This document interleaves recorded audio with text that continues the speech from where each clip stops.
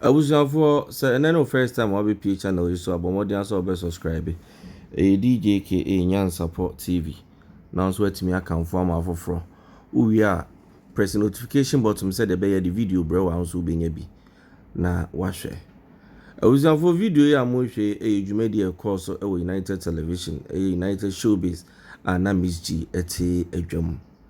Na so be kaya ya kan sem bi mre bi atwam a ne nyina besi na yeda so ka se eye Kumawood producers bi ne directors bi ene tena ase a omo yes omo ntime ne Agyaku enya adwuma biem wa bra na Nigeria movies adominate e wo Ghana ha Agyaku ni nipa otimi eba ma Nigeria movie e call form e bedroom mre bi e ma ne ehu Agyaku wosi ne mu biem ampa Kofiadu eye Agyaku o granted interview na o say a movie producers bi ne directors bi ena e ka bo mo yesa na ni ehunu mu no kre na enra dankanara asene hu trudo so si dua emu mokoku a na anoa no asi enra nyame nko anka edane atwede to ene emaabo ewudwumadie no so wa bra eye kodwon cancer Lilwin big Akwes ene Micheals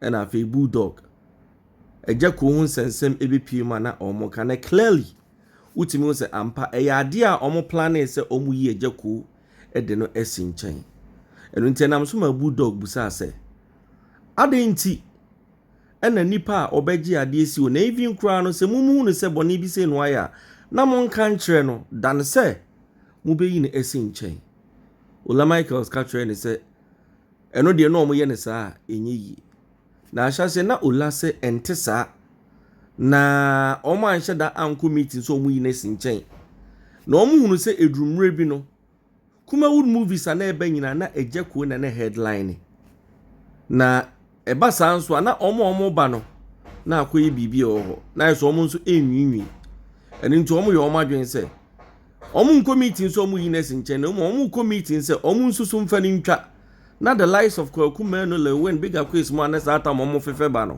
omo nso no omo ntimi emra menya bi emfa entwa na eno ena big Akwes ka kire ne se oboa Michaels me se oboa ade a mo ye meeting se mu yi agya ade esinchen na sa meeting no kure koso no obi nso be ball Agyaku amane obi be yi na setre ema in fact kwajane nchinwa hyew bebre o program no eso te abusuafo said ye na ye tetetete ne se producers ne directors bi na ka bo mu yi Agyaku si nchen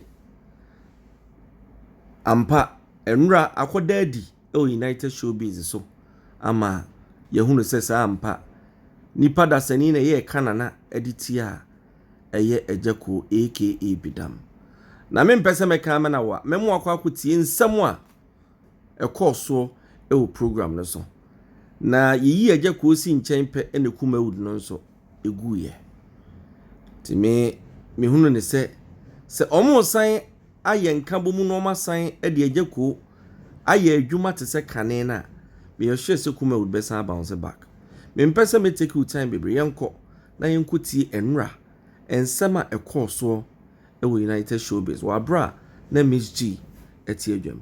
And then the first time abomodi also be subscribe to channel no more press notification button say the be the videos te ba onso be nya bi ahwe yenko na yenko tie Micheals kodwon cancer Lilwin big Akwes bulldog Sandra Baby de no to anu ayedin enemy G ensama ekoso a ema yi Agyaku edisin chen ola yabo wodin yo yese wo woni producers mo ka bo mu eyi Agyaku enu aduane efri enye no kre wo ka wo dio se enye no ko bi an challenge mimi de no me kan me proof me ba so me ba wo mimi de no bi an ma ba wo so wo de o si ni twani se mo bi an tafi bese na me se mimi proof say me na mala mimi proof say wo kan what ya shema Lilwin de me kan me say enye no kre no ade na ma me nche mimi o nche mu tire say what so me ka wa sem wo ka sem obi nka say ola na me no ola de me no ende mani nche mu ola de se me kama se so sumu a me okay ba se ni ola de se koye mo bi adi ni mpantwa kwa bia ma kasa only dey tia me say enye no kwen say o say nipa bi kwotena ase na eyi obi anu aduane afim e na me say enye no kwen we say asem ka ye wo mu kwan bebrede ka ase wan hwe a wo ka ni say a na akwa say ye koye obi abro but the whole idea was we got to a point where not everything was about nipa bako we can't sit in Ghana na nipa bako pe and yes so betimi aye sini the whole Ghana why so the idea was okay yen penny being count yen titi being count yen pushy being count na se nipa we bra yen timi transema or bra no need that no so that the other people can also take over boni be ne anya no na bo ama ubedi nkan on kasa okay me modi anya na bo akojo nkasa le we mo bedi nkan so modi di ma me di kan wa Yeah, but that's a fact. I don't say remember no so mami sa no so anya na bo answer wie ya no se na bo a ema who knows tomorrow esusu edi di kan we got to a point now after ye do no ye lead character because it wasn't happening me balance you me kan pa chwa down no me share woni Mr. no kasa Woni me ka me person I'm very interested in what you're saying. See so we obi a wo follow senior emre bi etwam wo be resini bia na nipa ba kope everything was nipa ba ko dey wine yeah Jacko There's nothing wrong with that. Exactly. and ye hu ni say no say ye pesa de ni kon kan a how see titi bi ka ho Okay. Inti after we meeting. the meeting was not to put Obi aside, but was to push other people along. No, Oba, no. Who can now come home? Now come home. Now who sa? Now me come home. Now no, because I didn't care where and this no woman and you agree to say no sir. And I'm saying let me and you are near the south so can who can you so TV so no say but they won't say and you can want say the main purpose am ko trust no some trust say yin Jacko and you boom kasa brawler. yes bro what's the brawler asem we me matida yeah Agya kwa kasa kwa aka good now when you say you want to add on yeah That's fine. it's beautiful But to blacklist, but to blacklist the person and not use them to shoot that's wrong. wow you're wrong. but nobody blacklisted Wait. That time, you know, he was in no movie. You didn't cast him in any movie. No. And I'm sure the TS, you know, so by Odru maybe or selected directors or non behavior, producers or non behavior. any chechim ko sa ko en kasa mo nya chechim sa ko Yeah. chechim sa ko sen mo ye ni mo selected directors it was after this plan no and then no be say or directors or non behavior. Producers or no me. That's any choice. Yes, it will be an original. Yeah. But unfortunately for him, now young producers, need directors, need doors to change one or select one. And those young producers, no so need kwajon kasamone akobetumu na na edwuma more. So they began to produce more with these people and less with Agya. That's why Namuhuni said as a blacklist. But there was no blacklist, but he was working for a few. Because different. What can you two different things?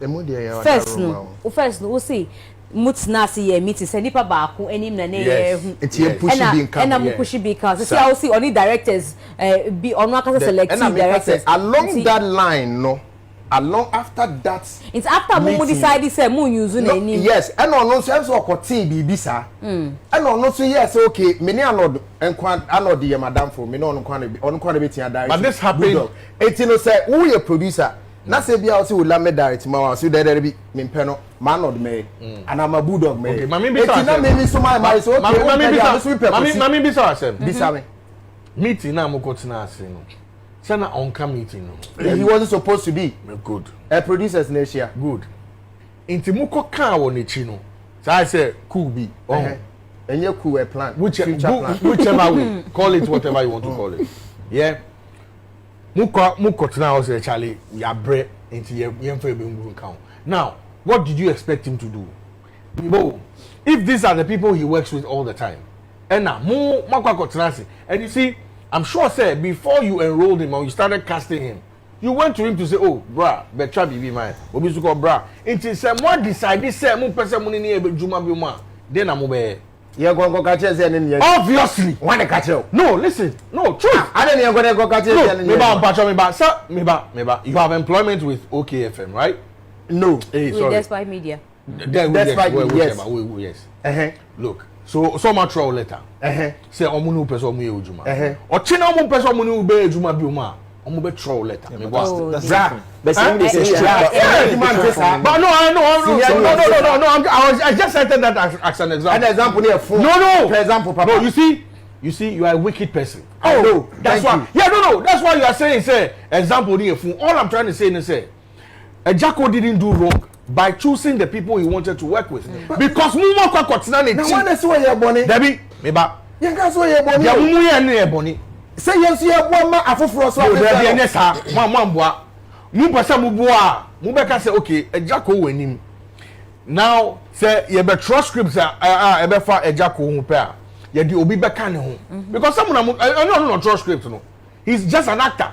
Are you people telling me say you are not creative enough to say instead of Jacko starring this movie, we'll start a movie with Onuni Way. Are you not that creative? Oh, I feel the YSM. I feel the YSM.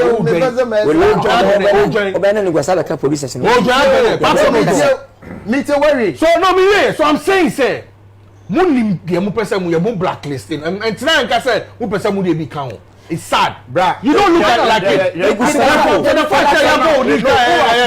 Who accuse me, son? Me na me accuse you. You accuse you na me be what you do is I'm black. and I question was